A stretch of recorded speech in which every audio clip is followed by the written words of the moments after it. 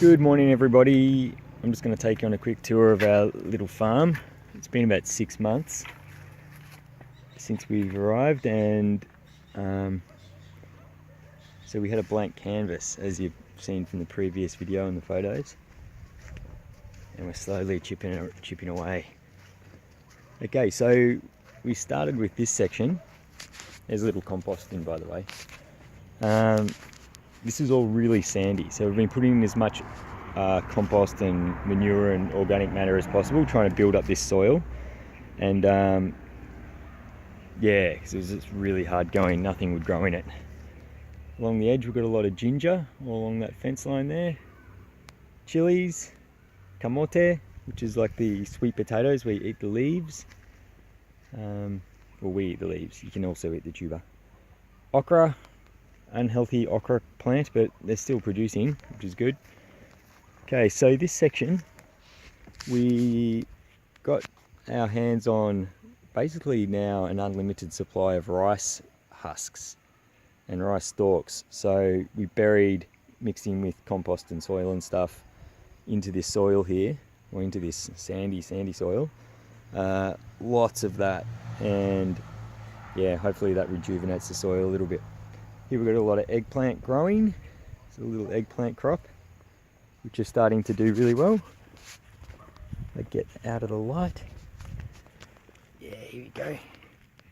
Hey, that's pretty exciting. Okay, now here we are growing dragon fruit. See these big branches buried here, and then we've dug these holes. You can see here, and that's got lots of compost that we've made over the last 6 months.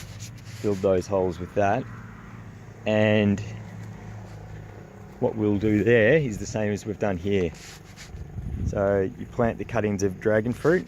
These will produce roots and wrap around these branches, see, like that, and they'll wrap around there and they'll climb up and spread out and produce heaps of fruit, hopefully. It's like my favourite fruit at the moment, dragon fruit. It's amazing. Okay, so here we have some ubba, yam, and they're doing pretty well. We've got a few different varieties. These ones produce really big fruit. You can't eat the leaves or the stem, unlike the other variety we've got going behind me. Okay.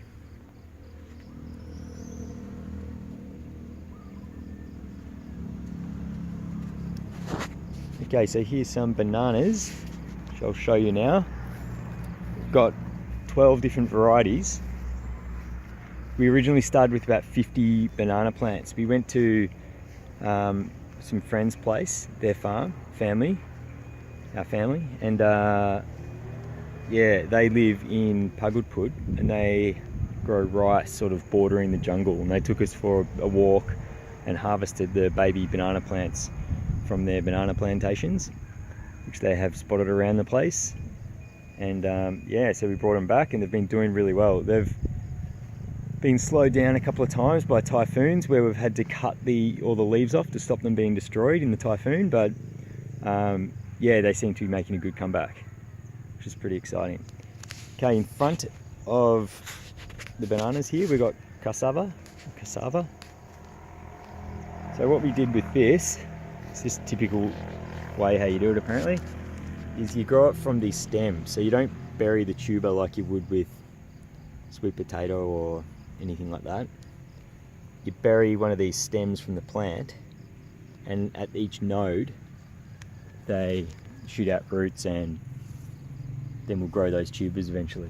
So they take, I'm not sure, I've been told about 9 months to a year, and then they'll be fully developed, and we'll be able to just, as we need them, pick them and replant one of the stems. And we've probably got enough to, you know, I don't know how many plants we got, maybe 100 plants or something. In between the bananas we've got a lot of papaya growing. So these are only new, it's little small trees. They grow really quick. In 6 months they'll be a couple of meters tall probably.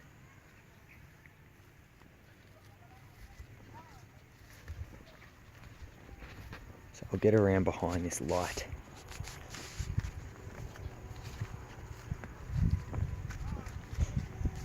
Okay, so where I've just come from, down there, all these bananas, not too sure of the English name for them. We've got the Ilocano name, and there's ones for pickling, ones for cooking, a few different varieties of sweet banana like you'd buy at the supermarket, and they're really good. Okay, so in front of these bananas, we've got a lot of corn growing. This is just some local variety I found. Hey, Puss Puss, what are you doing out here? Tiger doesn't normally venture into the farm. Stop eating my corn. Okay, garlic patch. We've got a few calabasa growing here. Gloria, Frida's mum, just came and harvested a lot of the male flowers.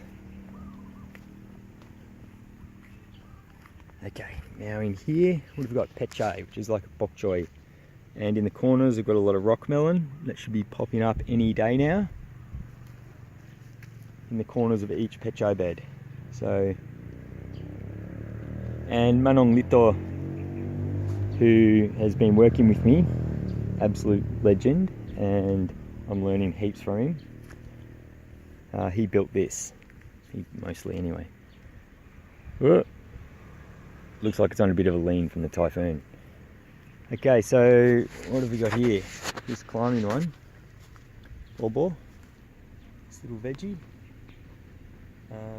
Yeah, so it's doing pretty well.